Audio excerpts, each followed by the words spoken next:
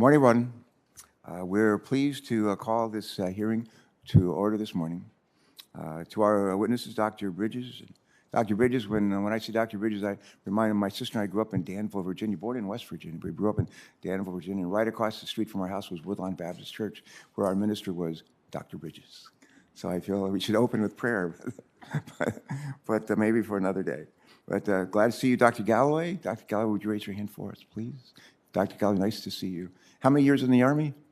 38. 38, but who's counting? That's great. Thank you for all those years, And man, we'll just call him Chet. All right, great to see you, Chet. And my talking points here say that I should pronounce your name Shah-san. Is that right, Shah-san? Shah-san? Has your name ever been mispronounced? No, never. I'm sure. Julie Offner. Julie, where are you? Right here. Julie, great to see you. And Rick Johnson as well. Rick, thank you. All right, we welcome you one and all. Thanks for joining us today. Not only that, thanks for what you do with your lives for our country, for our planet. I also want to thank our ranking member, Senator Capito, and everyone on our committee, all the members of our committee. I want to thank our staffs for doing the work in preparation for this committee and giving us a chance to hopefully serve as an example for the Congress advancing things like our bipartisan water infrastructure legislation, which passed the Senate unanimously 89-2 out of here on a committee on a unanimous basis, and followed by our service transportation legislation, which we passed out of here last month on a unanimous vote. So we try to set an example. We're a workhorse committee, and we like being a workhorse committee. But I hope we're going to continue this track record as we start to work on the next Water Resources Development Act. As we get started on that legislation, it's important to reflect on the work being done by the U.S. Army Corps of Engineers to address our nation's water resources infrastructure needs. Throughout much of the 20th century, the Army Corps has successfully provided communities across our country, including our communities especially, with protection from powerful floods and help shippers navigate our waterways safely, support trade and our economy. With the support of Congress, the Corps has evolved its planning practices to consider projects do not solely rely on steel and concrete, but also incorporate approaches that work in concert with nature itself. All too often in the past, these nature-based approaches have failed to make it past the planning stages. Fortunately, however, in my home state of Delaware and other parts of our country, we're beginning to witness more frequently the benefits that these natural infrastructure projects can bring, not just to our economy, but to our environment. One example for us close to home is Bethany Beach, Delaware, which is located midway between Rehoboth Beach and Ocean City, Maryland. And rather than relying solely on seawalls and other hard surfaces that will decay with age and time, this project uses dredged materials to construct dunes and to place sand to protect coastal communities from hurricanes and other storms. We don't get a lot of hurricanes in Delaware. We get a lot of nor'easters. Which can be even tougher than the hurricanes to deal with. But I think we have a picture here somewhere. Do we have a picture? There it is. The picture of Bethany Beach in 2007 before this natural infrastructure project. Where's the beach, you ask? Well, it's under that project there. It's under that building, or it looks like a series of buildings on the right. But that's what Bethany Beach looks like today. And there we go. What a difference a day makes. It's actually not a day, what a difference a decade makes. And we've come a long way, as you can see. Like many of our states, Delaware's economy relies in no small part on tourism and supports our five-star beaches, which is critical. This project protects more than just homes. It protects Delaware jobs, and it protects our economy, too. And the Corps is not the only federal agency using natural infrastructure. In 2016, the Fish and Wildlife Service completed the restoration of Fowler Beach at Delaware's Prime Hook National Wildlife Refuge. Great project. We're happy to be involved in. And I think we have there you go. That's what it looked like on the left. That's what it looks like today. And here you can see before on the left and after the restoration on the right. When we chose to work with Mother Nature, it's pretty amazing what the transformation's been.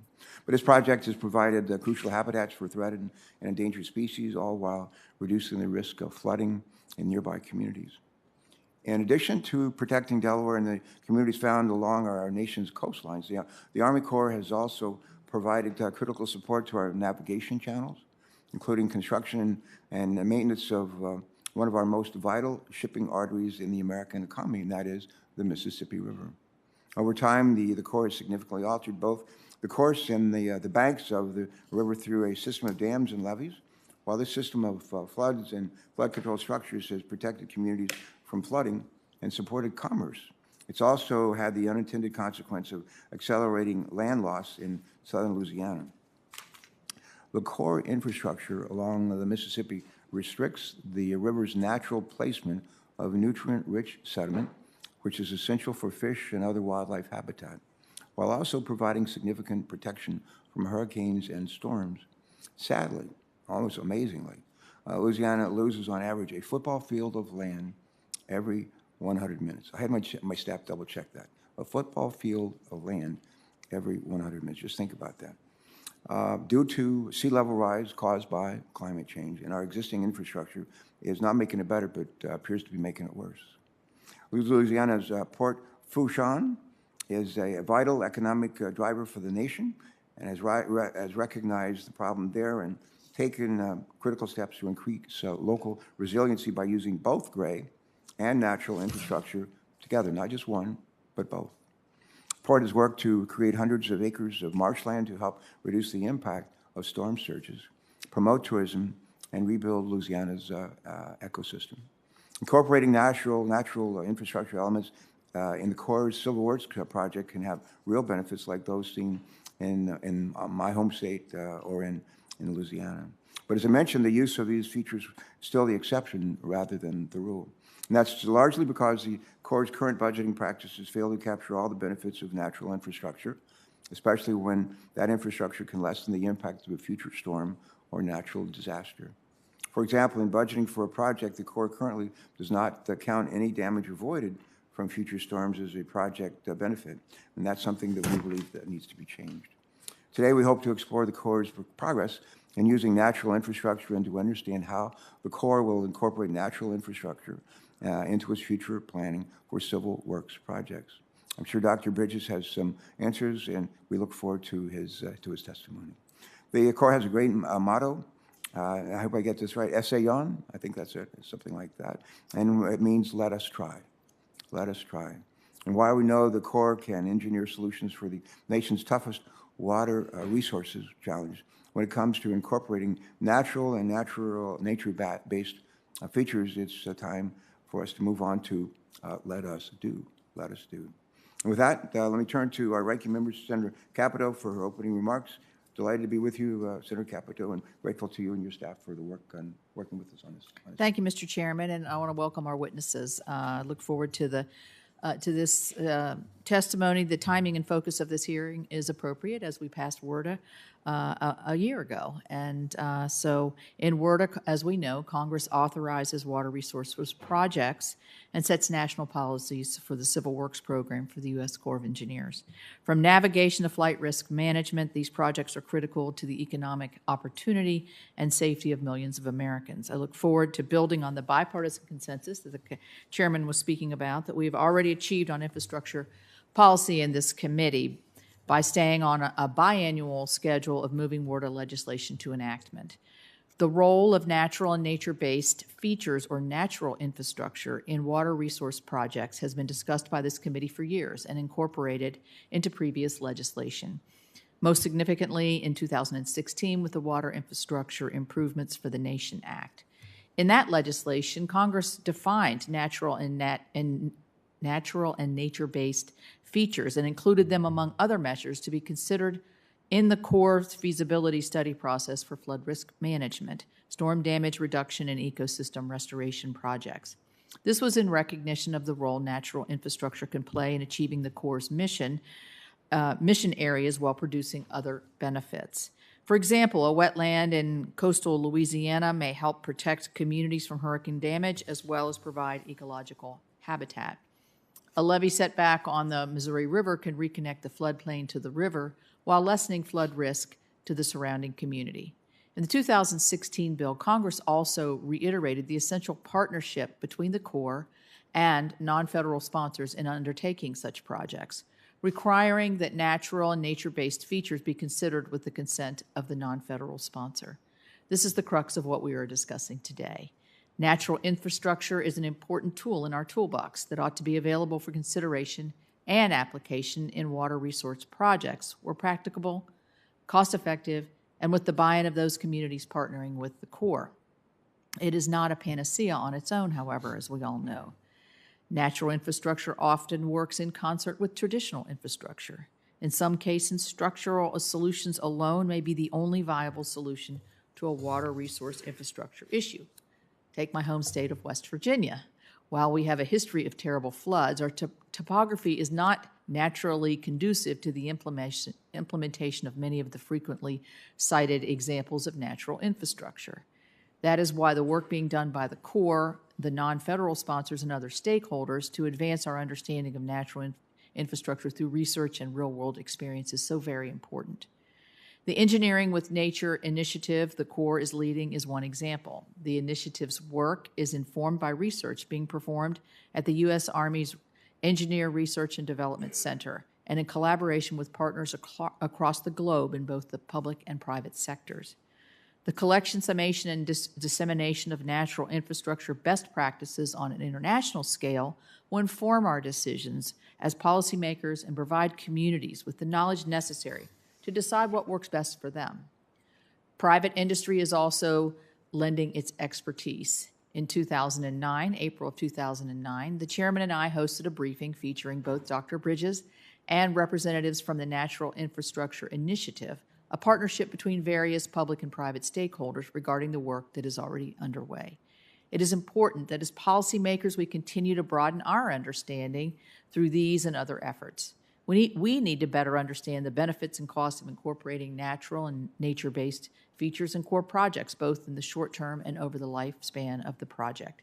This includes the effect of these approaches on operations and maintenance. We also need to better understand where it makes sense to incorporate these features. It may not make sense in every project. Furthering our conceptual and practical knowledge of natural infrastructure will help us make smart investments in water resource projects that yield multiple benefits. The mission of the Corps are as important today as at any time in our nation's history, and I look forward to hearing from our witnesses about how we can continue to support these missions, the missions of the Corps, and using every tool available. Thank you again for being with us today, and I think we're going to have some stops and starts today, but we're here for you, and you're here for us. Thank you. Thank you, Senator Capito. We've got two panels today, two panels of witnesses, and we're going to turn to our first panel now, and I'd like to introduce briefly Dr. Todd Bridges for his testimony. Dr. Bridges is a senior scientist for the Army Corps of Engineers Engineering with Nature program. And this is the program that's working on advancing natural and nature-based features and features engineering standards within the Corps. So, Dr. Bridges, we welcome you. You may proceed with your testimony at this time. Thank you. Thank you, Chairman and Ranking Member, and members of the committee. I'm honored to testify before you today. I am the U.S. Army's Senior Research Scientist for Environmental Science at the U.S. Army Engineer Research and Development Center. Among other responsibilities, I serve as the national lead for the Corps of Engineers Engineering with Nature initiative that is working to support sustainable, resilient infrastructure systems for the 21st century.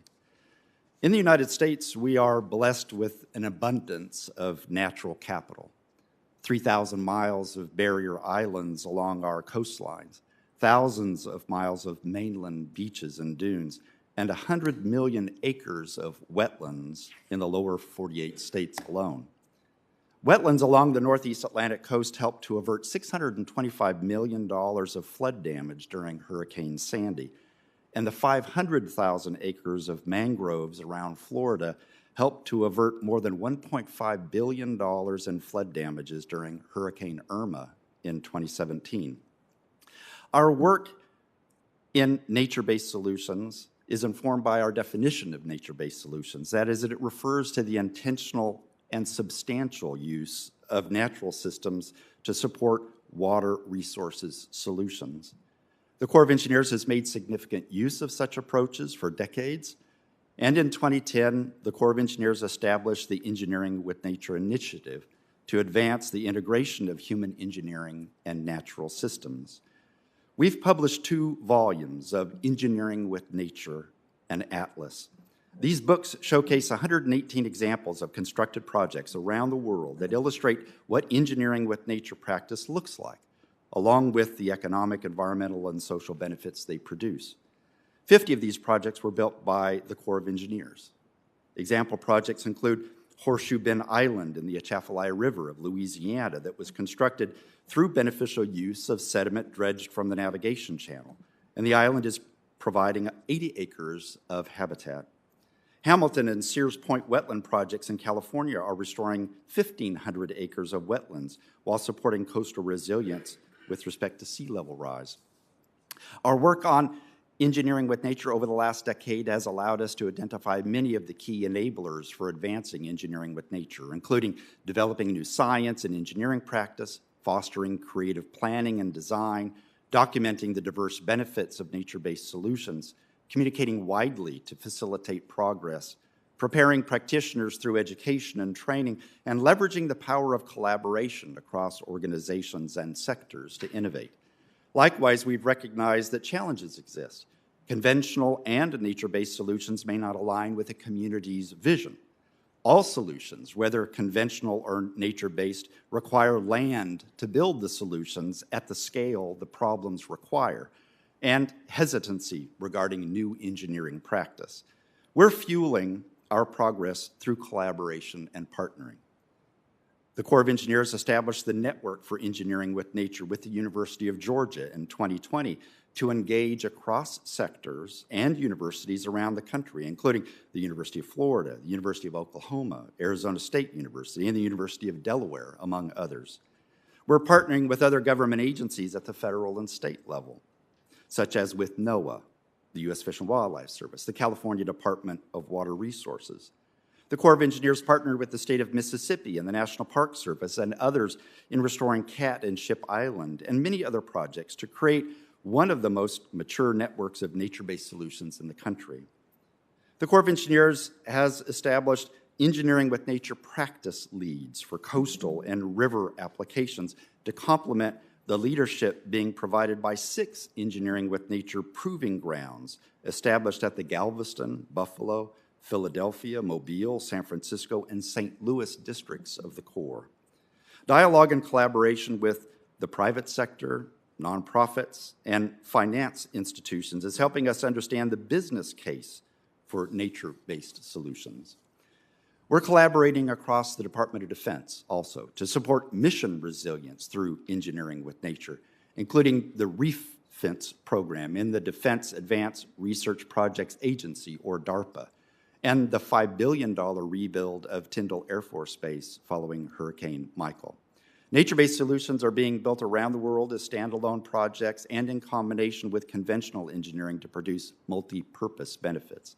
Finally, I'd like to thank you again for the invitation to testify before the committee and look forward to answering your questions. Dr. Bridges, we thank you for that. Got a couple of questions.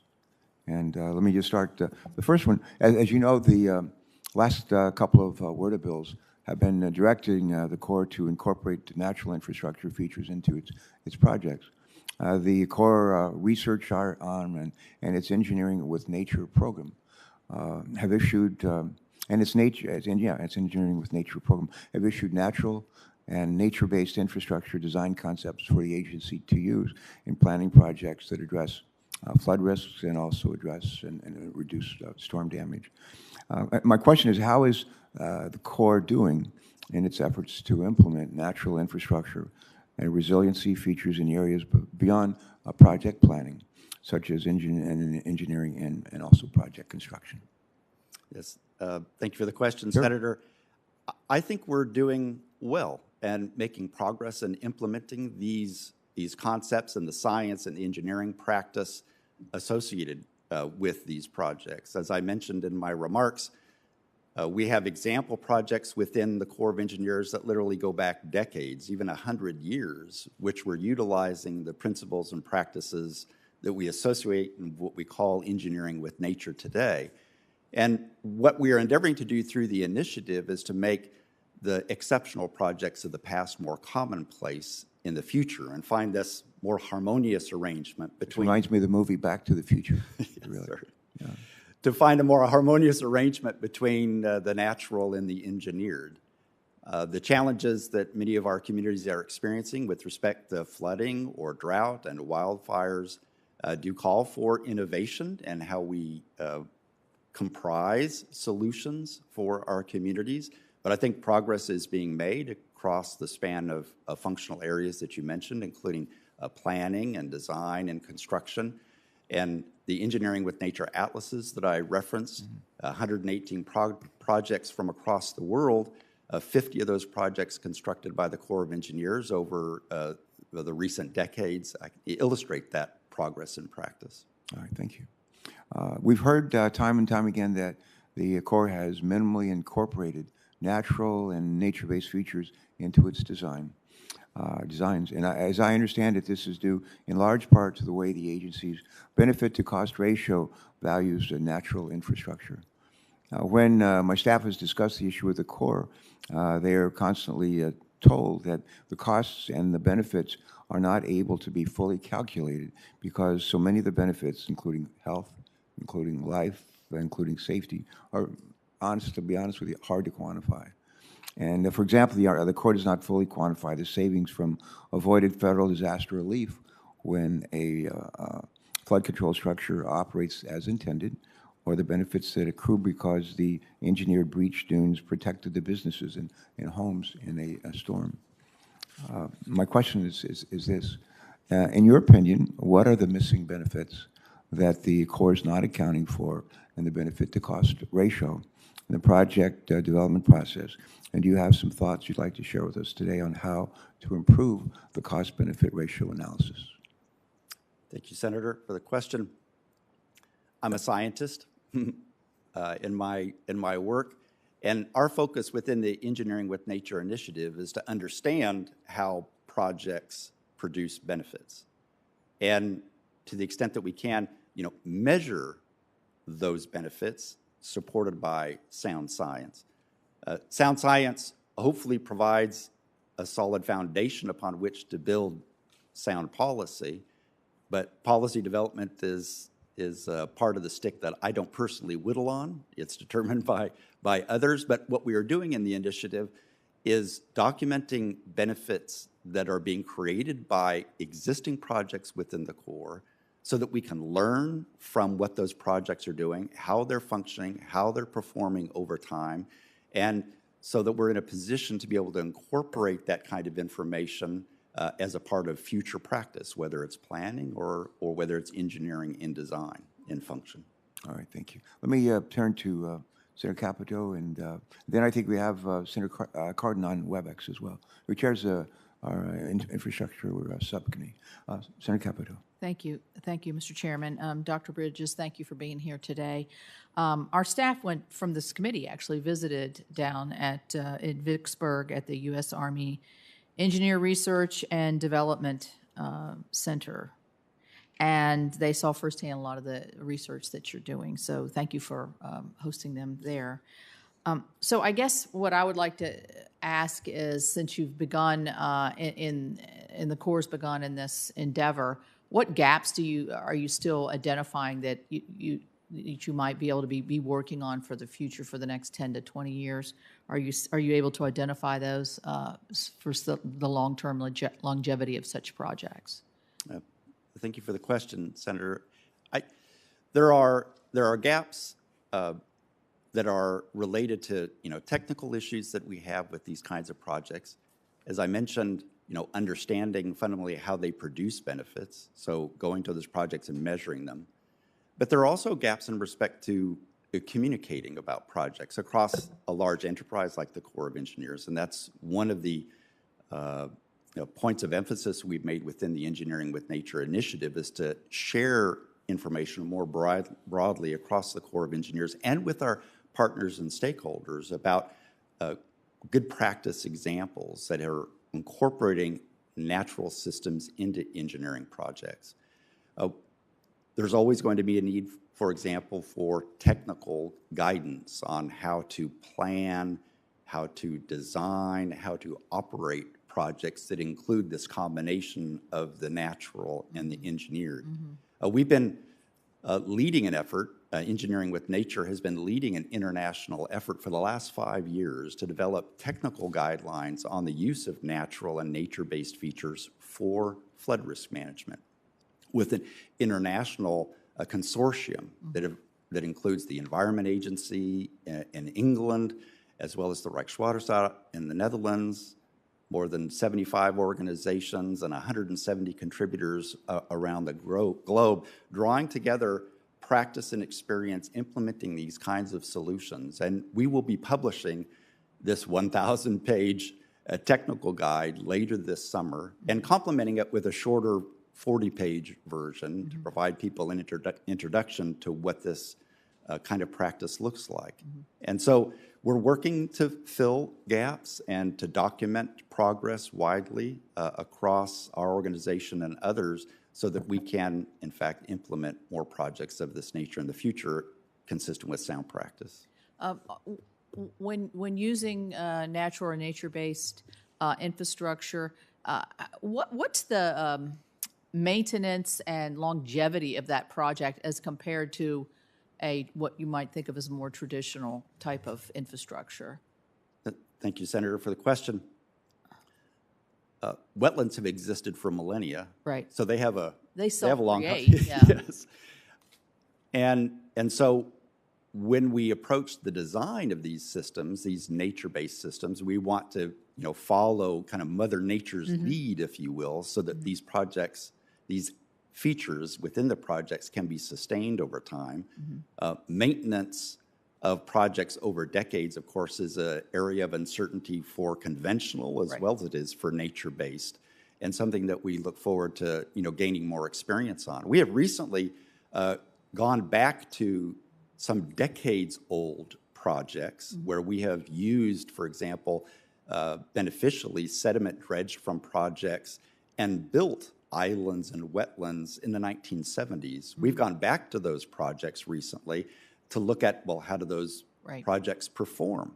And in fact, they performed quite well, so that we can learn from that in future efforts to design projects to provide the services that we're looking for through Engineering with Nature. Right. I mean, obviously, I'm on appropriations as well, and obviously, when you think about the massive investments that the Corps makes, and the massive structures that are built or the massive problems that they're addressing, anything that can last longer and be more cost effective is always at the top of the list. And maybe some of these solutions, while they might be more expensive on the front end, on the back end, they might end up actually being cost saving and have a lot of other external benefits.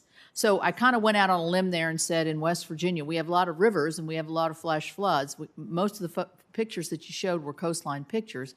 Do you find that this type of solution works better on a coast or is more effective than, say, on riverbanks and more rapid flow water, which is what we experience in my state with the mountainous terrain? Yep, thank you for the question, Senator. I think there are great examples of practice across the full spectrum of the landscapes we have in the United States. And the atlases are intended to expose, and there are many inland, riverine, small rivers and streams, as well as more mountainous examples, including in places like Scotland, which has very steep terrain. And they're working across their landscape to implement and to intervene in the system to slow down water and spread water out so that it doesn't pile up on communities in the form of floods. I was recently made aware of an example from the city of Huntington in West Virginia, where the city itself is experiencing repeated flooding due to high rainfall events, and the city is itself investing in nature-based solutions to relieve its overwhelmed stormwater management system. So with engineering with nature, what we're talking about is looking across the entire landscape to find ways in which we can implement solutions like that to relieve the burden from the conventional infrastructure by spreading it out and slowing it down. So in the case of Scotland and England, they're investing in reforestation in cases, or using features like what they call leaky dams, hundreds of these, in which they're putting these temporary wooden structures in place to be able to slow the water down, to keep it from piling up on villages downstream within the watershed. So it's a distributed approach in places that have topography like West Virginia, as opposed to flatter terrain, say in the state of Oklahoma or Kansas or Missouri, where these kinds of features in the form of levee setbacks and other applications have been used by the Corps and other agencies to incorporate natural floodplains into flood risk design. Well, thank you. Thank you very much. All right, thanks. I think we've been joined on WebEx by Senator Cardin. Ben, are you there? I'm there, Senator Carper. Thank you very much. My neighbor from we're like Delmarva buddies, so. Right. Delmarva, go ahead. Well, thank you. And Dr. Bridges, I want to talk about two of my favorite natural type projects that we have in the state of Maryland, and talk about some of the obstacles that we've had on moving these forward, and get your assessment of how we can encourage these types of restoration projects. One is Poplar Island, which is a site that was a previously habitable island in the Chesapeake Bay that almost completely disappeared because of erosion and sea level change, in which was restored under using dredge material, and now is over 1,000. Well, we got in mid-bay, we have 776 acres of wetlands that have been restored and 829 acres of upland habitat for the Chesapeake Bay wildlife that have been restored. Poplar Island is just about completed, but it acts as a real plus for our environmental restoration of the Chesapeake Bay by bringing back to life islands that used to exist in the Chesapeake Bay that helped us deal with the quality of the water as well as the viability of the habitat of the Chesapeake Bay.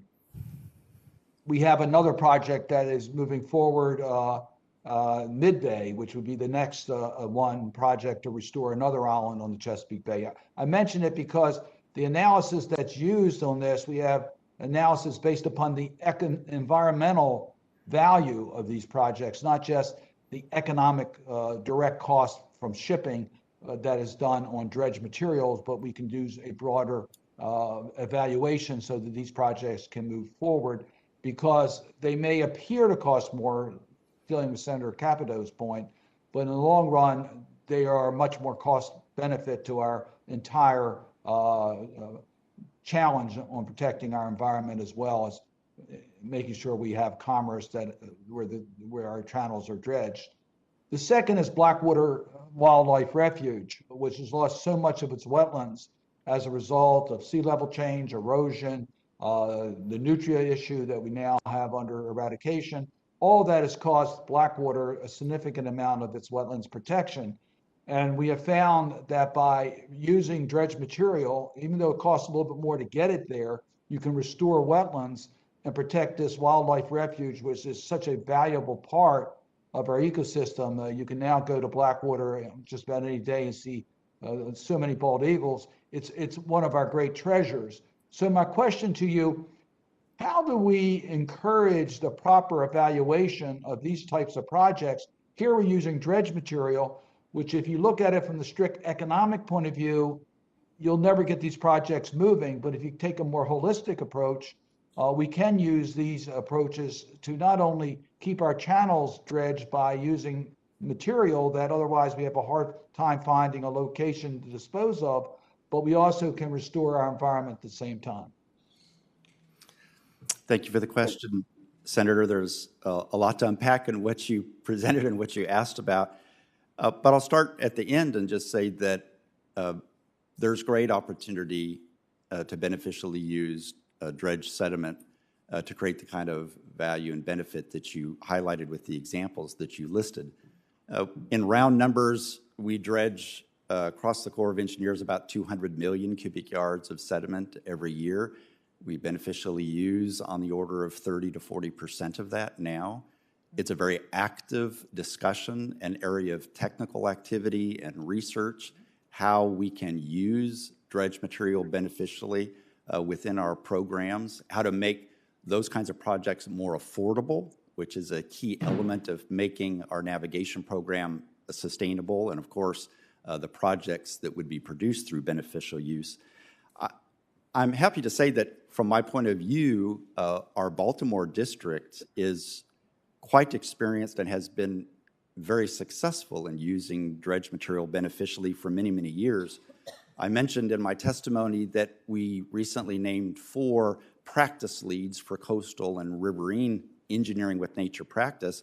One of our coastal practice leads is in Baltimore district and has been involved in many island restoration projects and wetland restoration projects in Maryland using dredge material beneficially. One of those projects underway right now at Swan Island in Maryland is a partnership between ourselves and the Baltimore district and the state of Maryland and NOAA, where we're examining the benefits that are being created, both from a physical point of view in terms of wave attenuation to the community in Ewell, Maryland, as well as the ecological benefits that are being generated from that project. We've been documenting beneficial use projects being produced by Baltimore in Maryland, and there's a lot of practice, good practice that has been produced and exemplified through those projects that we are sharing across the Corps of Engineers.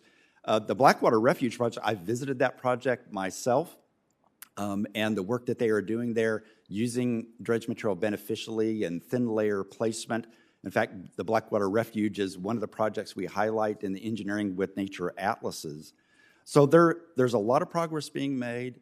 There's a lot of progress to reference within Chesapeake Bay and within the Baltimore District's work with its partners and the U.S. Fish and Wildlife and others. And sharing that practice across the Corps, I believe, is going to provide a great foundation for more beneficial use in the future. Thank you for that response. I would just add that if there are areas that we can, as policymakers, do, particularly as it relates to how your projects are evaluated from a budget point of view, let us know, because it's exciting to hear what you're saying. We can do better, and I think we can perhaps help you with some of what we do here in setting the policy evaluation standards. Thank you. Thank you, Senator. We'd be happy to follow up with you about that. Senator Cardin, thanks so much. We're joined by Senator Kelly from Arizona. Before we start the clock on Senator Kelly, he and I were talking on the Senate floor earlier this week about the kind of extreme weather and extreme temperatures that you're facing. We were talked earlier here today about how in the state of Louisiana, they lose to the sea about one football field of land every 100 minutes. And so you have that at one extreme and one side of our country, and a far different kind of challenges. Give us just a quick update on what's going on this front in your state, please. Well, we've got the worst fire season on record. I was up looking at the Telegraph, and Mescal fires flew up to northern Arizona last week. I'm going to head up to Flagstaff to look at a fire called the Backbone Fire. We've got hundreds of thousands of acres burned. We've got temperatures in the Phoenix area that have been a week of above 115 degrees, a week above 110 in Tucson. Even in northern Arizona, temperatures in excess of 100 degrees and relative humidity as low as 1%. I mean, I've never seen humidity at 1% before, at least not in this country. So it's a challenge. Doesn't seem to be. And as the monsoon, we get monsoon rains, but often lately it's been less rain and just the lightning. So you get the worst part of it. Starts the fires. And it's been a significant challenge in the state of Arizona. So Senator Romney and I are introducing a piece of legislation to try to form a commission to understand how do we do better. Right now, the Forest Service, my understanding is successfully puts out, and they do a great job, they can get about 97% of the fires extinguished quickly. It's that other 3% that we have to work on. And we've got to figure out new technology, new ways, new approaches, procedures to do better. Otherwise, we're going to continue to see this year after year. Well, thank you for that update. And now we'll start the clock. Thank you. Thank you, Mr. Chairman. Thank you for that opportunity. Dr. Bridges, I want to talk a little bit about natural infrastructure in desert climates first. I understand the Corps recently entered into a contract with Arizona State University to expand research on the use of natural and nature-based features in desert Southwest climates. So this is connected to what we've been talking about. So people often think of natural infrastructure as a tool to help coastal communities and Midwest communities with a frequent risk of flooding, but it's good to see the Corps is acknowledging that nature-based engineering solutions have benefits for all regions of the country. For example, understanding how to sustainably manage groundwater aquifers or protect surface watersheds from contamination during and after wildfires are pressing issues in Arizona and throughout the Southwest. And I'm hopeful that your new research partnership with ASU will further research in these areas. So, Dr. Bridges, how will the Engineering with Nature initiative at the Corps benefit from this new partnership with ASU, and what research areas do you hope to focus on with ASU? Thank you, Senator, for the question. We're quite excited about this partnership with Arizona State University. We have 4 main university partnerships right now, and we're moving west because, as you've noted, the challenges in the West are broad and range all the way from drought and fire and flooding, and in the same year. And in fact, fire can exacerbate flooding because when you have a denuded landscape, the water moves off that landscape more quickly and carries sediment and debris with it, which can be quite hazardous to communities on the receiving end of those events. So we have a range of research underway in our organization to focus on that, and we're looking forward to taking advantage of the experience and the knowledge and the innovation at Arizona State to work in those landscapes, even beyond Arizona, because there's a lot in the West. I'm personally from the West. I'm sensitive to the challenges that are experienced in those locations, because we have to find infrastructure solutions that address the spectrum, from flooding, as well as you've mentioned, drought and fire.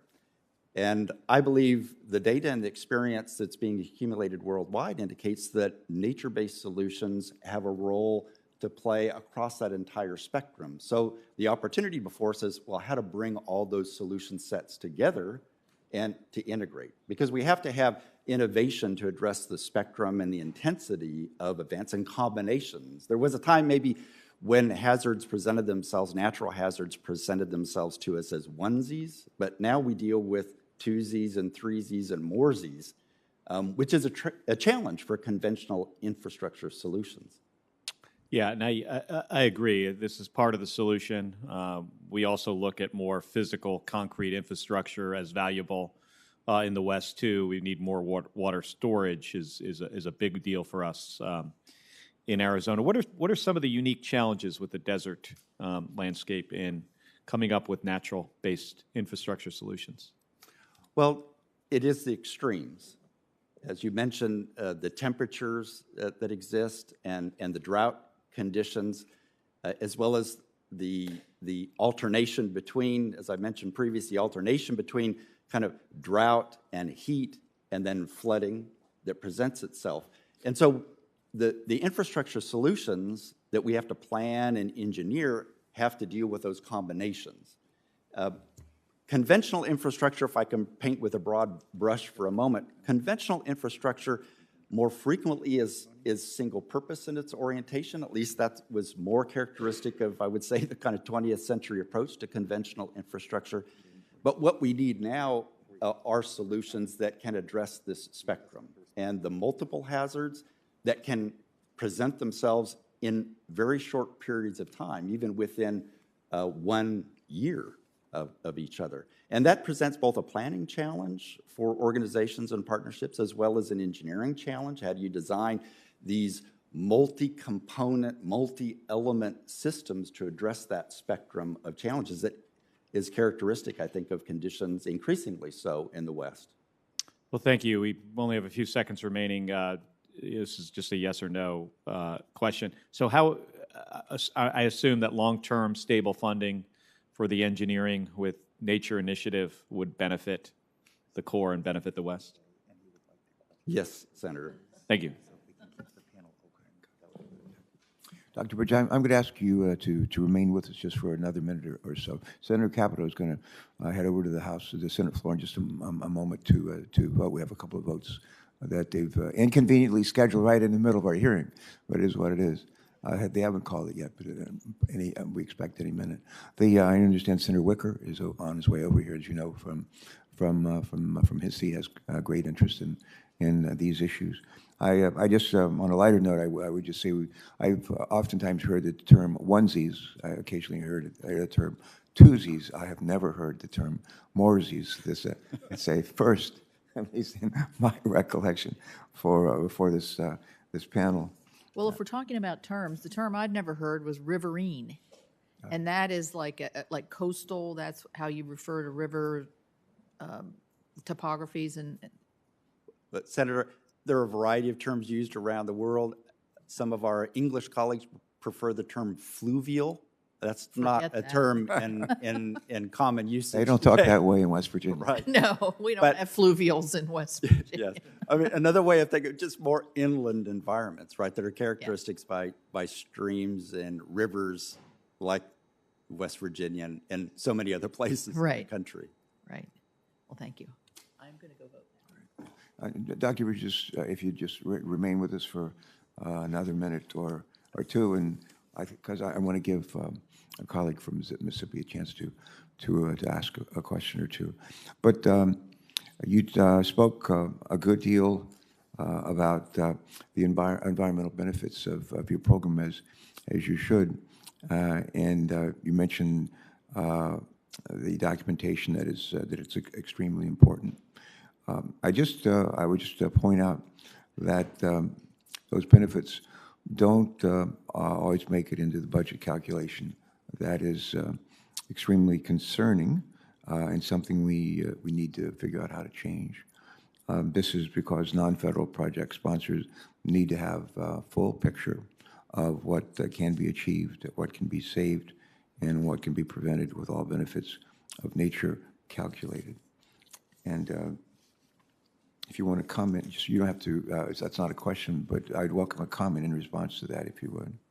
Well, Senator, I thank you again for drawing attention to the importance of benefits. And we are, within the Engineering with Nature initiative, giving considerable attention to how we measure benefits and understand how those benefits are generated over the life of a project, especially projects that are combining conventional engineering approaches with more nature-based engineering approaches, which you might understand maybe makes even more complicated, if in a sense, reaching an understanding of multi-purpose benefits. But there's definitely a science element to this. And I think the science has been maturing significantly in recent decades. Terms like ecosystem services has become a very mature discipline and practice and is transitioning out of universities and into real practice. I'll give you just one example of this from the private sector.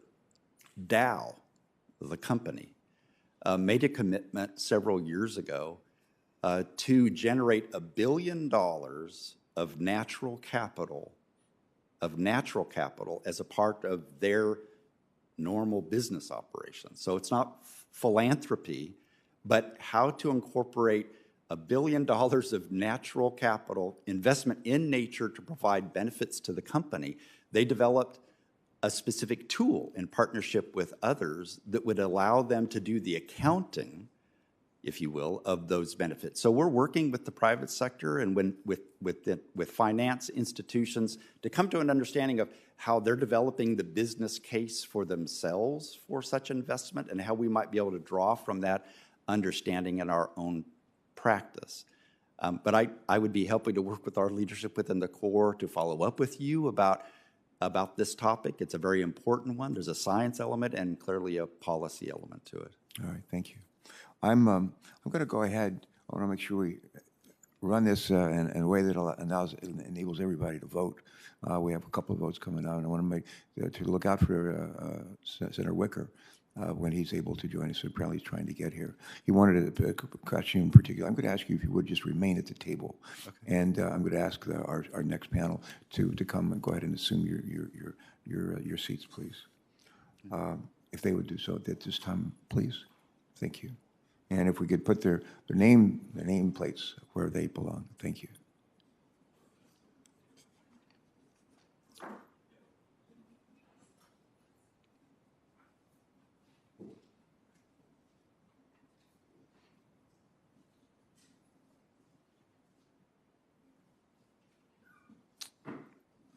We want to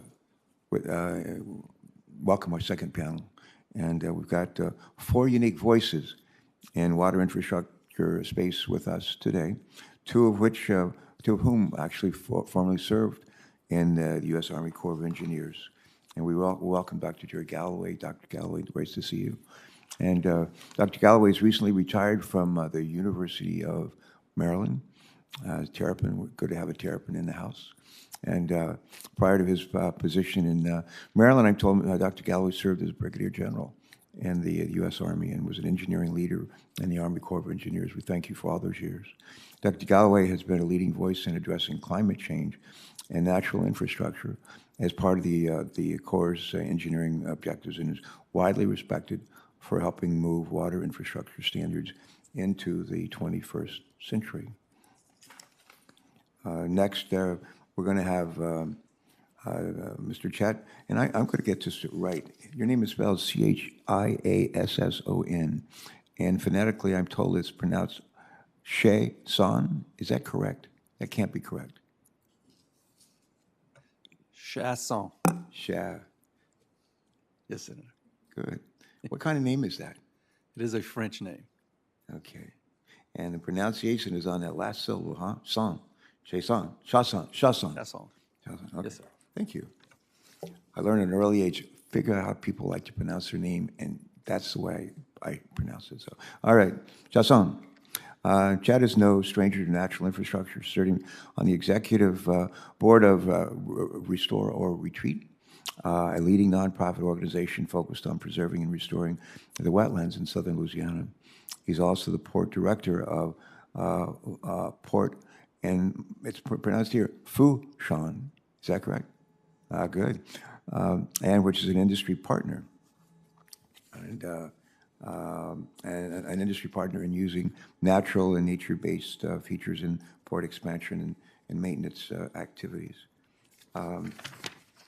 We also have Julie Uffner, nice to see you, the Executive Director of the National Waterway Council.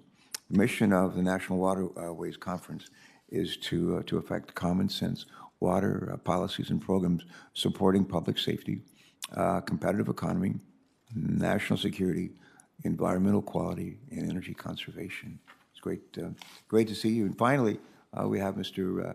Rick Johnson from the Sacramento Area Flood Control Agency, where he served as Executive Director since February of 2011. And before that, Mr. Johnson spent more than 40 years in federal service with the U.S. Army Corps of Engineers and the U.S. Bureau of Reclamation. Thank you for your extraordinary service. Mr. Johnson has spent his career on water resource and flood damage reduction projects. I'm sure he will have a unique perspective on engineering with nature objectives. And for that, with all that in mind, let's welcome our first witness and recognize him, and that's Dr. Galloway.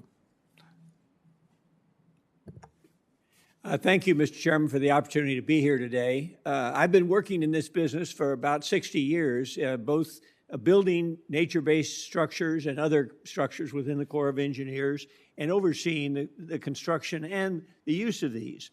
I'd like to make 4 points today about the use of these natural and nature-based features, or I'll call natural infrastructure. Point 1.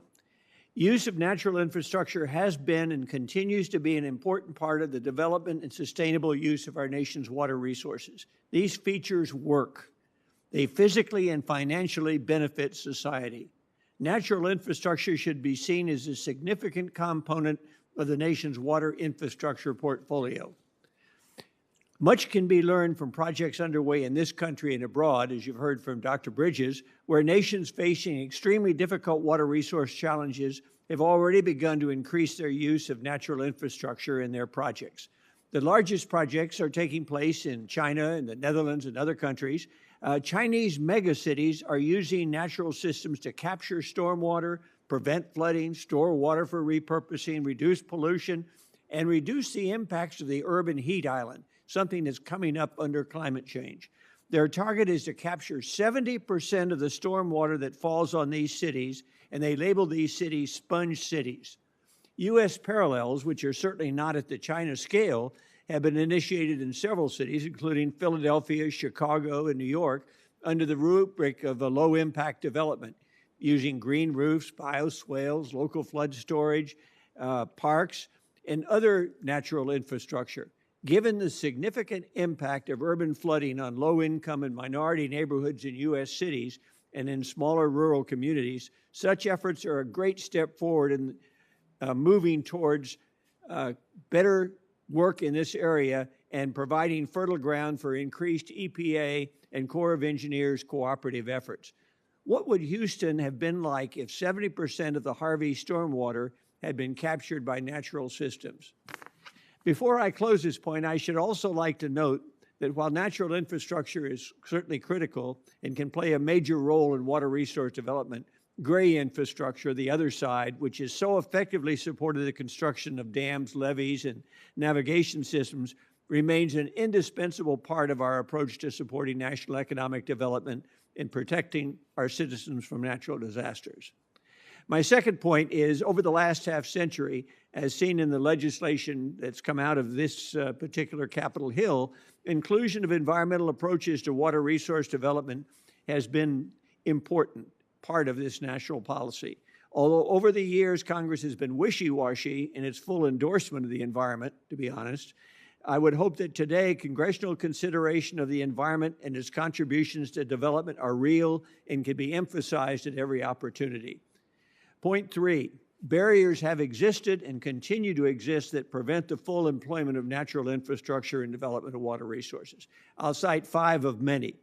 First of all, the field is skeptical that Washington, and that's the administration, it's especially OMB, and Congress is behind inclusion of natural systems in water resource development. The overwhelming focus on economic benefits versus total benefits, which include environment and social features, seems to drive the train. Second, the process and procedures used to justify water resource projects in general and environmental and social benefits in particular are overly complex and unwieldy, and as a result, projects can be unnecessarily delayed or maybe never even get started. We wind them up in a lot of paperwork. In many cases, efforts to broaden the benefit base for projects to include environmental and social benefits are hampered by the lack of local interest in carrying these out, often because that would increase the cost share on something that is seen as uneconomic or tangential. Much of the work of water resource development is conducted with inefficient and ineffective stovepipes that exist within agencies, the committees of Congress, and academic disciplines. And lastly, congressional instructions or restrictions on the use of natural and beneficial functions and their keeping track of what they are in the total of benefits and costs has caused problems for the Corps of Engineers and not permitted them to be as innovative as they could. The work in WRDA 2020 to open this up will certainly make a big difference. Point 4, the Congress can act to support the inclusion of natural and beneficial functions in development by the Army Corps of Engineers, and we would hope that that would take place, that there are things you can do in your appropriations and authorizations that send the message, and I thank you for the opportunity. No, we're delighted to have you here. Thanks again for joining us. And now our next was Mr. Chasson, and we've been joined by, again, and Senator Capito is going to preside, and I'll be back as quickly as I can. Thank you. Good morning, Chairman Carper and Ranking Member Capito, and members of the committee. My name is Chet Chasson, and I'm the Executive Director of the Great Lafourche Port Commission, otherwise known as Port Fourchon. I also serve on Governor John Bel Edwards' Advisory Commission for Coastal Activities, Louisiana Coastal Protection and Restoration Authority's Finance Corporation, and the Executive Board of Restore Retreat, as you said earlier. which is a regional nonprofit coastal restoration advocacy group. First, I'd like to commend the committee for holding this hearing on this subject matter. Whenever I'm speaking about Port Fourchon, I never fail to discuss our coastal restoration efforts in South Louisiana and its extreme importance to our professional and personal lives. But this is the first hearing I'm aware of with the primary focus of nature-based infrastructure across all mission lines of the Corps of Engineers. So again, I commend you. I'd also like to acknowledge the contribution of my fellow panelists on this issue for the work they've done. With great thanks to this committee for passing WRDA 2020, our Port Fourchon Belle Pass Channel Deepening Project was authorized last year in that legislation. This project will, of course, provide our tenants with additional draft to accommodate their vessels, but equally important, 100% of the dredge material will be beneficially reused for marsh creation. In total, this one project will create approximately 948 acres of new marsh, and this is but one project in which we are involved.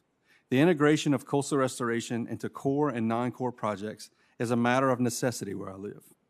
In preparing for this hearing, I reached out to several of my professional colleagues in my local area who regularly interact with the Corps to get their perspective, some of which I have included in my written testimony.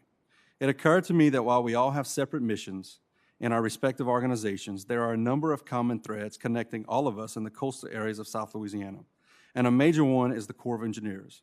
The Corps and other federal and state agencies are a constant presence in our state, our economy, our property, and our very lives depend upon the Corps carrying out its various missions with the highest level of excellence. For the most part, I believe the Corps achieves that level of excellence. But what is an issue is that at times Corps policy and action can be cumbersome, inflexible, and often slow to adapt to the advancements of today, which are the foundation for tomorrow. For example, for the port's aforementioned deepening project, the Corps has been reluctant to consider federal participation in the ecosystem restoration utilizing beneficial use under the National Economic Development, or NED plan, due to an outdated NED policy and its application.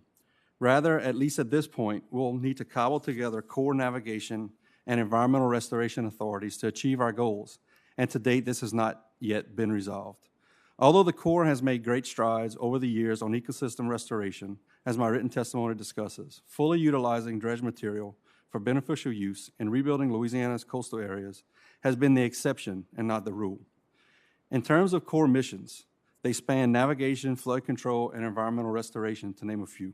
Also in terms of laws that this committee has passed, such as Flood Control Acts, various WRDA Acts, Clean Water Act, Endangered Species Act, just to name a few. These laws all have different goals and varying mandates and corresponding implementation by the Corps and other federal agencies. But the everyday lives of Americans aren't bifurcated like that. We're people making a living, raising a family, enjoying free time, whatever our calling is in life.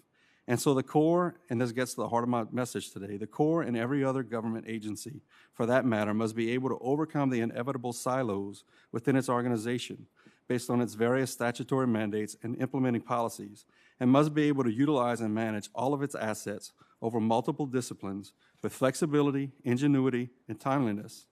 Whether it is immediate response to a hurricane or flood event, or whether it's in planning a 50-year flood damage reduction project, or a large-scale multi-year coastal restoration project with beneficial use disposal as a component of a navigation project. The final point I will make is that the vast majority of non-federal sponsors involved with any Corps project are some sort of governmental organization. We too are under statutory mandates and operate under our own set of policies to which we must adhere, and we too are ever mindful of the need to spend our public dollars wisely and efficiently. Being at the local government level, I suspect we are able to at times think, adapt, and act quicker than a federal agency. But I do think that it should be an overarching goal of the Corps and committees in Congress like yours with jurisdiction over these matters to continuously seek flexibility, efficiency, and innovation in administering these laws.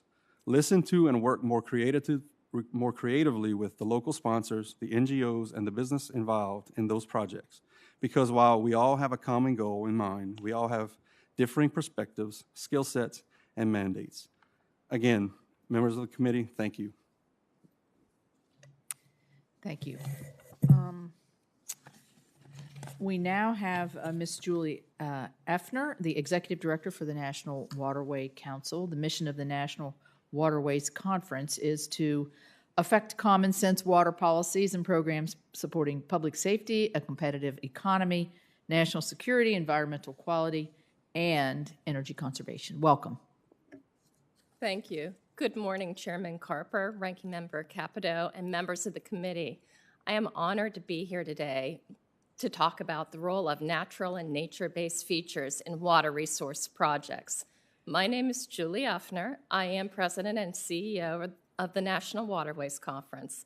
We represent the full spectrum of water resource stakeholders, many of which who are non-federal partners with the Army Corps of Engineers Civil Works projects and are responsible for significant financial commitments for the construction and maintenance of these projects.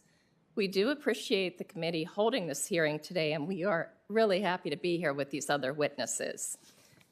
Prior to this hearing, we reached out to our members to ask for their input on natural and nature-based features, and we got some varied responses.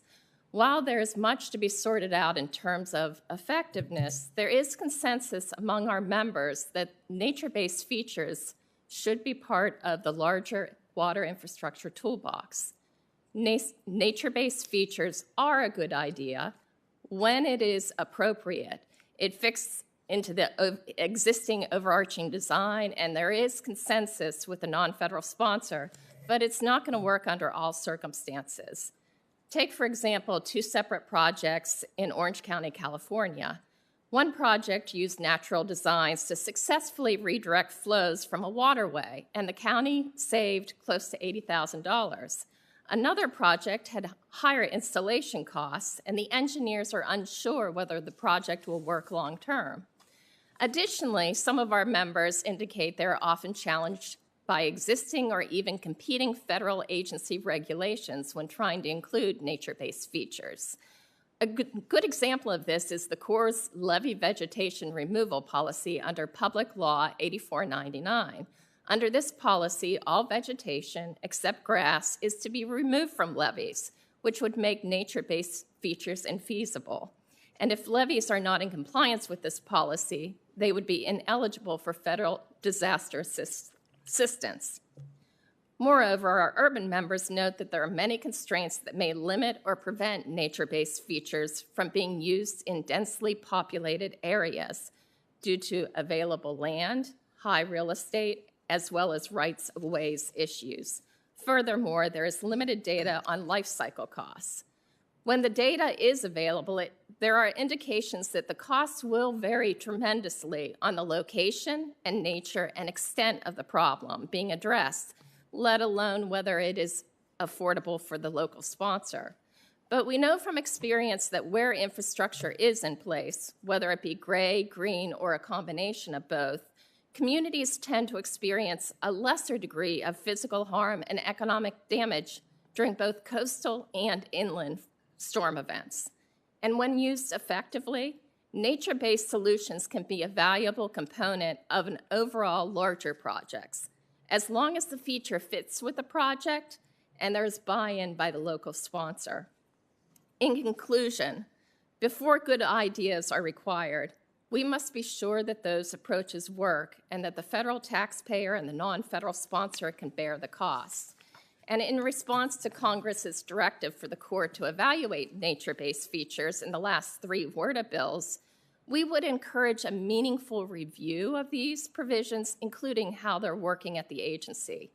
Any solutions must continue to be built upon the experiences that are on the front line, those that are on the ground, including the flood control districts, levee boards, emergency managers, and port authorities, to name a few.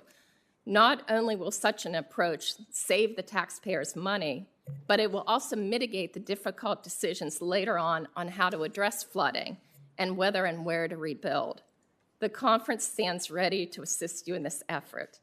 Thank you for the opportunity to testify today, and I am happy to take any questions. Thank you. Our final witness is Mr. Rick Johnson from the Sacramento Area Flood Control Agency, where he has served as the executive director since February of 2011. Before that, Mr. Johnson spent more than 30 years in federal service with the U.S. Corps of Engineers and the U.S. Bureau of Reclamation. Mr. Johnson has spent his career on water resource and flood damage reduction projects, and I'm sure you will have a unique perspective on engineering with nature objectives. Thank you and welcome. Well, thank you very much for the opportunity to testify today. I did want to take an opportunity to recognize our new senator from California, Senator Padilla, who's on the committee, and thank him for his support. As you mentioned, my name's Rick Johnson with the Sacramento Area Flood Control Agency, or SAFCA. Sacramento is one of the most at-risk cities in the country from riverine flooding, with more than $70 billion in damageable property and over 500,000 people at risk. The city sits at the confluence of the Sacramento and the American River. The Yolo Bypass immediately west of Sacramento carries about 85% of flows during large flood events. Water is also conveyed to the Sacramento Bypass through the Sacramento Weir. Our flood issues have been recognized by leaders like you and our congressional committees, and we have an active construction program by the Corps of Engineers to rebuild our system. I was asked to discuss one of our projects specifically ongoing in the Sacramento Bypass. The projects on the American River were designed to significantly increase the carrying capacity of the river, thus reducing the flood threat to Sacramento. However, this has created a problem where the American River joins the Sacramento River. Downstream of that juncture, the river cannot adequately handle additional flow. Likewise, the Sacramento Weir and Bypass, which empties into the Yolo Bypass, do not have adequate capacity either. Fortunately, the land on the north side of the Sacramento Bypass is not urbanized, and that gave us an opportunity to increase the flow carrying capacity by setting back the levees. As part of the project, we were also able to include a fish passage to allow species such as salmon and steelhead, who have historically been trapped behind the old Sacramento Weir, to move back into the Sacramento River. The widened floodplain will also allow other habitat to be established. In cases such as urban areas like ours, there may not always be opportunities for solely nature-based solutions. However, there are opportunities to incorporate nature-based components into structural solutions. For example, we have situations on the American River where the river has eroded its banks and threatened the levee. Normally, we would like to set the levees back from the main channel to allow the river to move more naturally. However, since the land adjacent to the levees has already been urbanized, it made a setback levee solution cost prohibitive and too disruptive to the community. A traditional structural solution would be to harden the levee, its banks, with rock barrier called revetment. However, in this case, we were able to come up with a nature-based component that was added to the structural solution. A planting berm was constructed on top of the revetment and planted with vegetation. So this solution still provided the structural hardening of the levee, but also restored and even enhanced the shaded riverine habitat in this section of the river. I also wanted to provide an example of how current policies can have a limiting effect on implementing nature-based components. The Yolo Bypass was originally constructed for flood control only, but has evolved over the decades into an area of multiple uses, including providing critical habitat. Improving the Yolo Bypass is urgency needed, but this time we need to study it through a multi-purpose lens. The Corps did a study previously, but their process and policies made it impossible to fully examine all the uses and benefits the bypass could offer, including critical habitat. I provide more specifics in my written statement, but I'll simply highlight an administrative policy by the Corps that should be revisited in the future. While the real estate interests in land for flood control purposes were purchased with easements for the Yolo Bypass, the agency policy is that if we want to use these same lands to provide environmental benefits, we would have to acquire them through fee title, which made it very cost prohibitive. Policies and practices such as these have made it difficult to incorporate more nature-based solutions and components into projects. The Yolo Bypass Comprehensive Study, authorized by Congress in Section 209 of WARDA 2020, directs the Corps to perform a comprehensive study of the Yolo Bypass with a multi-purpose perspective. It is also an opportunity to rethink the types of benefits that can be used to justify multi-purpose projects, and we look forward to working with our partners at the Corps on this study. In conclusion, I wanted to thank you for having me here today and this opportunity to speak, and also for passing WARDA 2020 and our Section 209. And I did want to recognize the professionalism of your respective staffs and all their help in getting ready. So thank you, and I'll be willing to take any questions. Thank you. Thank you very much. I believe we have Senator Wicker on WebEx to question. Are you on, Senator Wicker? You sure do. Can you hear me, Madam Chair? We can. Thank you. Okay, well, thank you so much. You know, at 3 hearings in one morning at the same time, we have to do a delicate dance. So I do appreciate the committee accommodating me. Dr. Bridges, I want to ask about the Bonnie Carey spillway. It was open for months in 2019, and Mississippi's coastal resources were devastated by the flood of fresh water coming into the saltwater Mississippi Sound. Businesses and livelihoods were negatively affected across the Mississippi coast. In response, Congress authorized a study of the lower Mississippi River in last year's WRDA. This study would provide scientific basis to identify projects to reduce the reliance on the one solution of Bonnie Carey and look at a multiple of opportunities. It's likely that a complex system like the lower Mississippi River could use both nature-based and traditional features for flood control. How could ERDIC contribute to this study and help the Army Corps provide better flood control for complex water resource projects like this and avert sending all of the flood water in one direction and devastating an entire economy? Thank you for your question, Senator.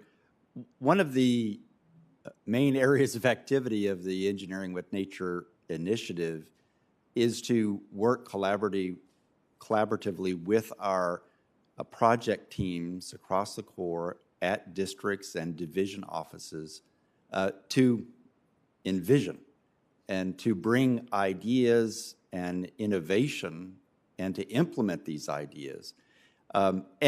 And I think there are opportunities. Of course, my understanding of the project that you mentioned, that implementation guidance is being prepared by headquarters, and ERDIC has a long tradition of collaborating with our Mississippi Valley Division and our New Orleans district, and I have some confidence that we will do so in regards to this project as well. As you pointed out, our river infrastructure systems are challenged, and they're being challenged now in ways that they have not been in the past. In a kind of colloquial sense, we can say that the systems are really pressurized, and solutions to those going forward in the long term do call for a all of the above approach. And as you noted, nature-based approaches, which we may call in some cases within the Corps levee setbacks, really restoring floodplain back to rivers to kind of depressurize, to spread out the water, are one mechanism for doing that. The spillways that you mentioned, including Bonnie Carey and others, can be used in a complementary fashion to those kinds of approaches. I think one of the opportunities that nature-based approaches provide in this context is the opportunity for multiple purposes to be gained from those elements of the solution, where habitat and access for hunting and fishing and other kind of social purposes can be incorporated and be providing benefits for communities year-round, in addition to those times during high water when that space is being utilized for what we might call flood storage. So, okay, well, let me just interject here, and you can supplement the answer on the record. Time is marching on, and this is going to take some time. It just seems to me that there's got to be a way that we can spread the fresh water and not devastate an economy. On the nature-based features, one example of that would be Ship Island and Cat Island, and that was a result of collaboration between ERDIC, the National Park Service, and my home state of Mississippi. What scientific and technical capabilities did your shop at ERDIC provide to facilitate this? well, the Engineer Research and Development Center has been collaborating and supporting our Mobile District in the network of projects that you mentioned, a part of MISSIP, including Cat and Ship Island, for more than 10 years, a whole variety of ways, including hydrodynamic modeling and sediment transport modeling and monitoring of seagrasses and sturgeon and sediment placement methods for those restoration projects. It's almost innumerable ways in which we have been working with Mobile District in those projects. And Mississippi can be quite proud, I believe. That network of projects along the coast of Mississippi is perhaps one of the most mature examples of nature-based solutions in action of anywhere in the country. And Mobile District is one of our engineering with nature proving grounds, and we're looking forward to even more support to them in the future to deliver solutions of that type. Thank you, Dr. Bridges, and thanks to the committee for, again, indulging me on my time constraints. Thank you, Senator Wicker. And Dr. Bridges, you can take your leave, and we appreciate your testimony, and thank you. I know you've been very, very resourceful for us. Thank you. So I am going to start questioning Ms. Effner. I want to talk about partnerships between the Corps and non-federal sponsors. You obviously, that was the core crux of your testimony. I think I heard that you and maybe Mr. Johnson had some concerns about different agencies playing into these projects, and is the right hand talking to the left hand? And can you expound on that a little bit and give me an example of other agencies that are working with the Corps and the non-federal sponsors to get these kinds of projects off the ground? Thank you, Senator, for your question, and I'm happy to respond. And I may defer to Mr. Johnson for more specific examples. At least from our members, from what we understand, we do hear some challenges with the Army Corps of Engineers working with other federal agencies, specifically in levee safety, per se, with the FEMA. We highlighted an example with Public Law 8499 earlier, but there are other examples on how does flood risk management fit in with the overall issue within levee safety. You know, so our point has always been that it's our non-federal sponsors who are on the ground paying for these projects, and they are in touch with the local communities. They know what's best for the program, so we would really encourage federal agencies to work within that confine. Mr. Johnson, did you want to make a comment on that? I just might add one. In California, especially, we are very cognizant of impacts on the habitat, and so when sometimes some of the Corps directives where they want us to remove some of the vegetation that are on or near the levees, that has created some issues with some of the other federal agencies, such as Fish and Wildlife Service and National Marine Fisheries Services. So those can complicate projects when they kind of are at odds on the purposes at a federal level. Mr. Chasson, I don't know if I said that right, but do you have experience with conflicting federal agencies and working on the Corps projects with your project? I could talk for 3 hours about that, but what I can tell you is, yes, there are. What happens a lot of times, especially when you're trying to get a permit to do some work in a coastal area, there's conflicting, and I talked about silos. Everybody has their own mission, and a lot of times all those missions conflict. So it's hard as a local sponsor to try to tap dance around all of those different, instead of looking at what the main mission of the project is and where we're trying to go, and trying to mold that together to make something that's actually doable, because it's both environmentally and economically beneficial.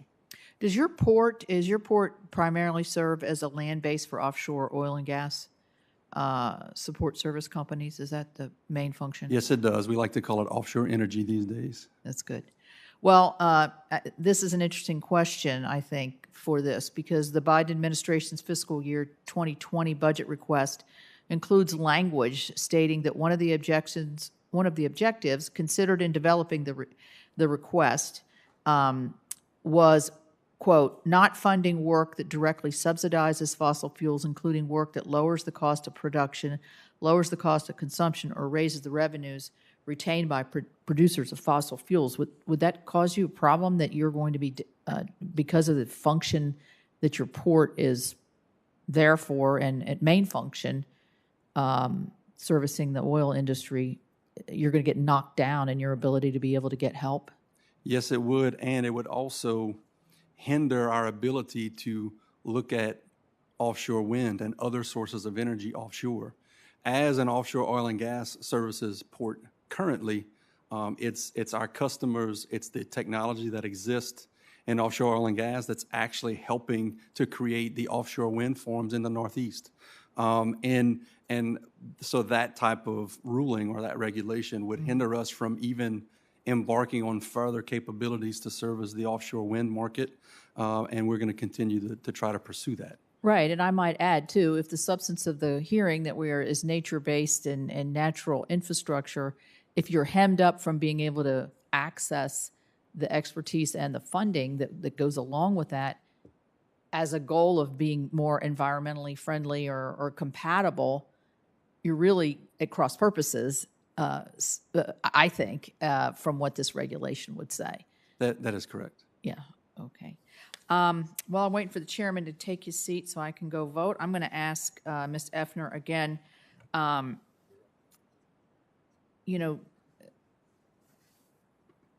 how, when putting projects together, and I know a lot of funding comes from non-federal partners, how important is the research and development that Dr. Bridges talked about, and how do you coordinate that with your non-federal partners, with your membership? Thank you for that question, Senator. You know, that's a difficult question to answer because what we have found from talking with our members is that natural-based features, the challenges differ across the nation. You know, the challenge is this has been around for years, nature-based features, and we're still learning a lot about them. One of the examples that we highlighted in the testimony on Orange County, California, they had two very similar projects. One worked, one did not. And what will work in, say, California with Mr. Johnson may not work in the Gulf Coast. And that's still research that's happening. And it's hopefully through these projects as we move forward that we'll be able to glean more details and share them with each other, because it's all about collaboration and becoming a win-win for us all in the end. Yeah, and I would imagine Dr. Bridges talked about the atlas that's being created. I'm sure that will be very helpful to projects all across the country. So, Mr. Chairman, thank you, and I will go make my vote. There you go. Thanks so much for chairing. I want to come back to, if I can, to Dr. Galloway and ask a couple questions, and then we'll wrap it up. But Dr. Galloway, you are well known as an expert in disaster resilience and water resources policy. Did you know that? Working as a governor-appointed official in not one, but two states, Louisiana and Maryland.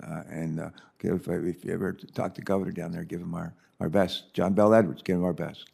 But we've been working with those folks in two states to address long-term strategies for sustainable infrastructure and coastal conservation. You've also served, I'm told, on numerous boards and commissions across the globe and have extensive experience with the Corps as a former district commander and appointee on the Mississippi River Commission.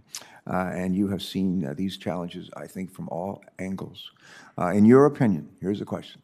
In your opinion, what are the biggest barriers or challenges to incorporating nature-based design concepts into the Corps' Civil Works program? Thank you, Mr. Chairman. Yeah, you're welcome. I think the biggest single problem is a failure for those that are in the process of approving and reviewing to recognize two things. One, that not all benefits can be quantified in terms of dollars. You can come up with qualitative and quantitative approaches that explain what's happening. But when you're building something that, for example, a nature-based system that provides relief from heat or reduces pollution, and yet the major project itself may be flood control or something else, people discount that. Don't do that. Separable item. Come in with another project. We've got to take a systems approach that recognizes there are multiple benefits with nature-based approaches, and we need to be able to figure out how to incorporate them. The second part of that is we need to figure out a way to have agencies work together on projects where they're at not cross purposes, but their authorizations and their interests are slightly different, but we need to pull them together. You can take the case of Hampton Roads in Virginia, where we are suffering with sea level rise, and they're trying their best to do something there. But you have multiple agencies working, each with a stovepipe, giving them funds and authorities, and how do you mix those? How do you blend those? Who's trying to put all those things together? The locals certainly have a challenge in bringing these people to the table. And once, even when they get to the table and agree, how do you get them to get the authorities from Washington to move ahead with a coordinated approach to dealing with this, dealing with the multiple permits and all of the things you've heard from both Port Fourchon and from SAFCA? It is a challenge. All right. Thank you. Thank you for that answer. That was good. Very good.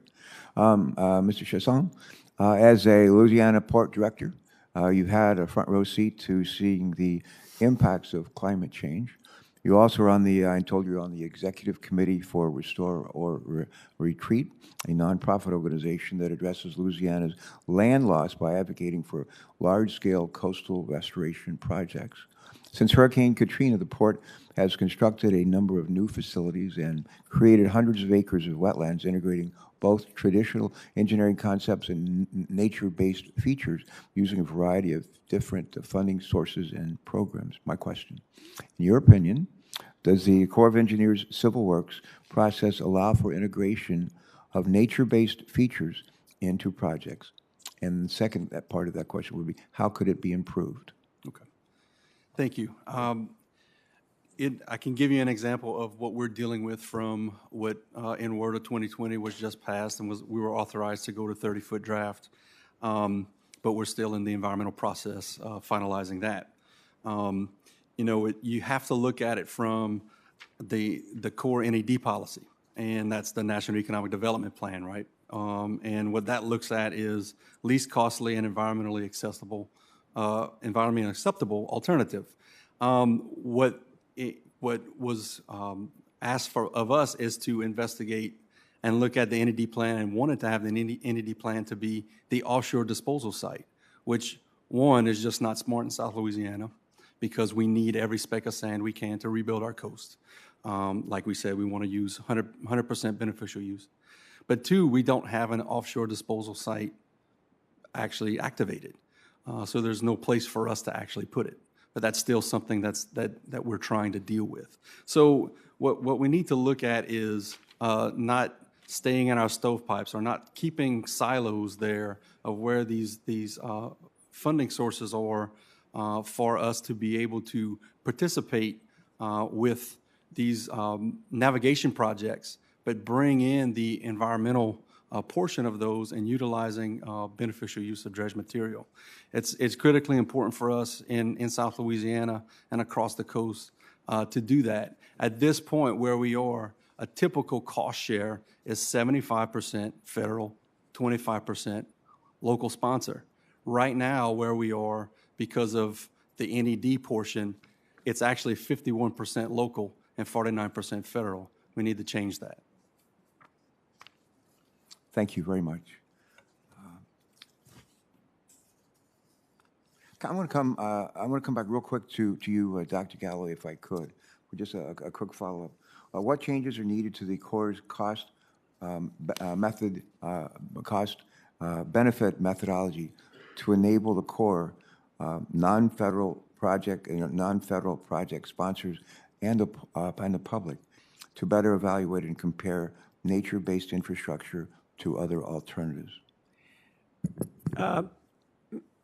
Mr. Chairman, it's interesting to me because I've been around so long, the 60 years.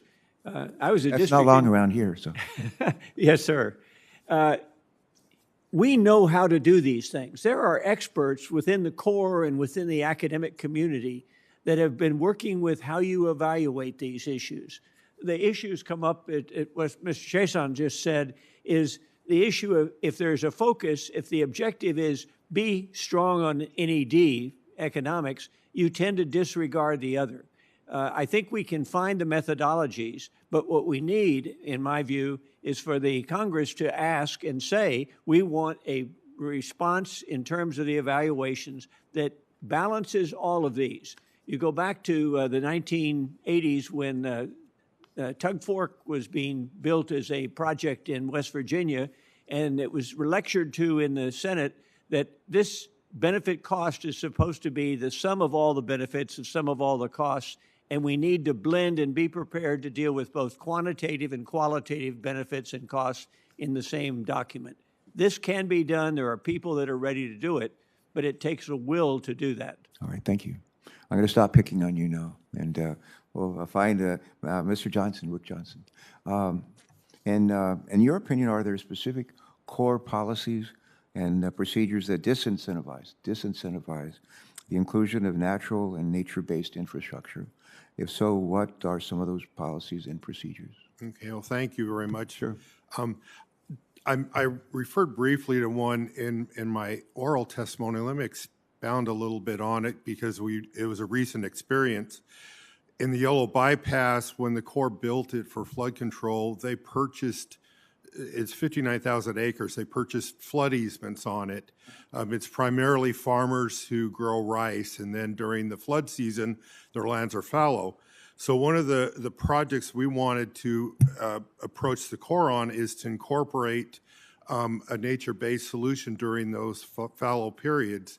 Salmon and steelhead that get into the bypass grow 8 to 10 times larger than in the main stems. So what we wanted to do was to work out a process where the farmers on their lands, when their fields are fallowed, would grow salmon and steelhead.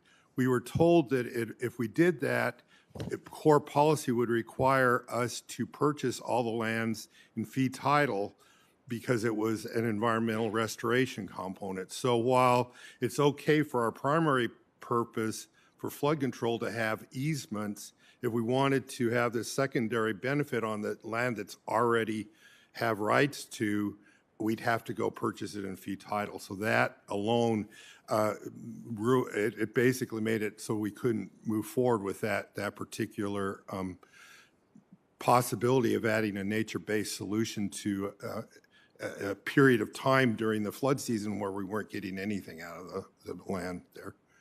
Okay, thank you for that response. Ms. Hoffner, I have one quick question for you. We have you mentioned Mr. Johnson mentioned agriculture. There's a press conference going on right now, legislation on the floor. How can we enable and better equip farmers so that they can be fighting on the right side on climate change and still make money? And so looking for a twofer for the ag community. But before I run off to do that, a question, if I could, for Ms. Hoffner, please. Has the navigation community recognized benefits, rather, as the navigation community recognized benefits derived from the beneficial use of dredged materials for the creation of marsh buffers and other landforms that reduce the overall cost of traditional dredging and disposal? If so, how? And what are the barriers to expand this practice? Please. Thank you, Senator. That's why I appreciate that you have the port here to also talk about the benefits of the dredge fill. We do have two examples within our testimony, both that feature on Louisiana, but on the beneficial use of dredge, and we do appreciate Congress moving forward and recognizing the beneficial use.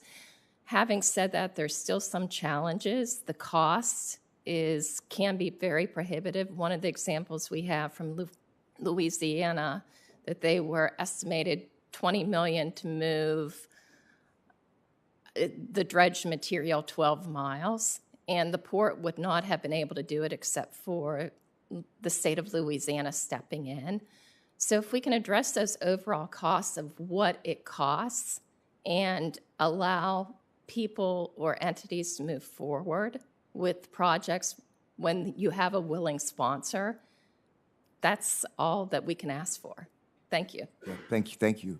Well, in closing, I said it. Let me just get a little bit of context here. This is the last day we're going to be in session until after 4th of July, and there's a lot we're trying to get done in committees on the floor. and even over at the White House right now, as a meeting is just beginning on the bipartisan infrastructure package that we've worked on in this committee, and I think made a good contribution to a couple of them. But all that's going on literally while we're here, so I thank you for bearing with us as we've moved through our agenda. But I want to thank you for your time and for taking. I want to thank you for what you do with your lives, and for all of us. Thank you for making us smarter. My dad used to say, my sister and me when we were little kids, have you taken your smart pills today? And maybe your parents said saying something like that to you, but you've given us a couple of good smart pills here, and we're grateful for that.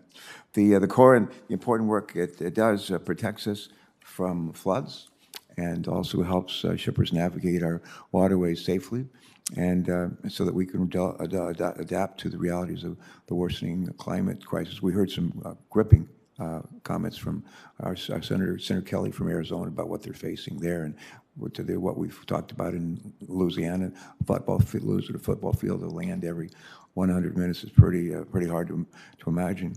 But incorporating natural infrastructure into its future planning is a cost-effective, efficient way that we can shield communities from the impacts of future storms and natural disasters. It's my hope that today's hearing has shed some light on that urgent need and will help spur further action. For some final housekeeping, I want to ask unanimous consent to submit for the record a number of reports and articles relating to the Corps' use of natural infrastructure and ongoing research by the Corps and non-federal stakeholders about nature-based initiatives. These documents stress how natural infrastructure can be used as a tool to address the impacts of climate change, including increased severe weather events and sea level rise. Hearing no objection. Additionally, senators will be allowed to submit questions for the records through the close of business on July the 12th. We're going to compile those questions and send them on to each of you. And we would just ask you to reply to us by July 13th. No, I was just kidding on that. No, by July 22nd. I want to make sure you're listening. So July 22nd, if you could have them back to your responses back by then, that would be great. And with that, again, one last time, thank you. Happy 4th of July.